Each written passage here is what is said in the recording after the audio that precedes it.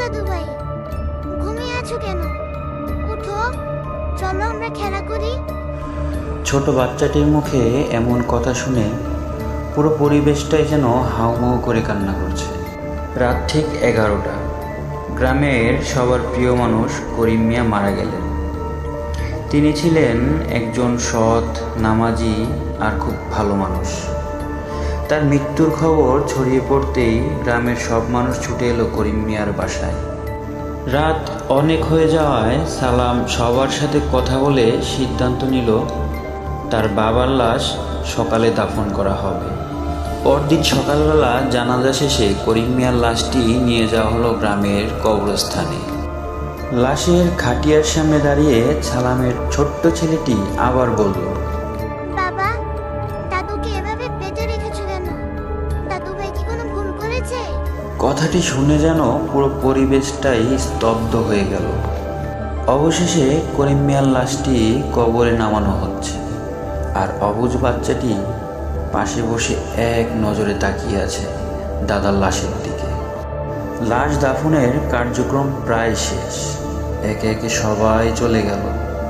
শুধু সালাম তার বাচ্চাটাকে নিয়ে কিছুক্ষণ বাবার কবরের সামনে দাঁড়িয়ে রইল। হঠাৎ একটা সময় সালাম ও তার বাচ্চাও চলে গেল।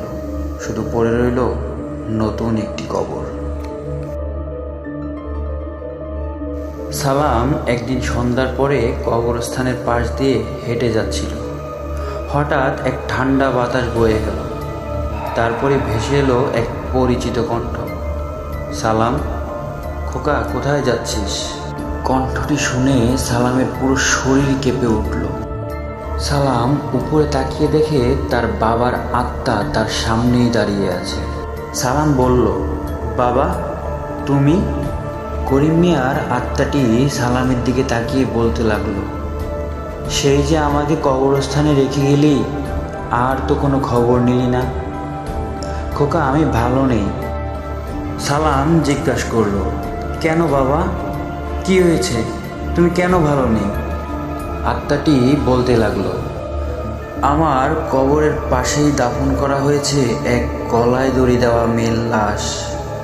তার কবরের আজাব, কান্না, চিৎকার আমি আর সহ্য করতে পারছি না। সালাম, বাবা তুই কিছু কর, আমি আর থাকতে পারছি না রে বাবা।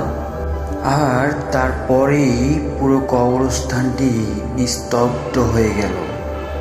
পরিবেশটা ঠান্ডা, শুনশান বাতাস। সালাম যেন ভয়ে কাঁপছে।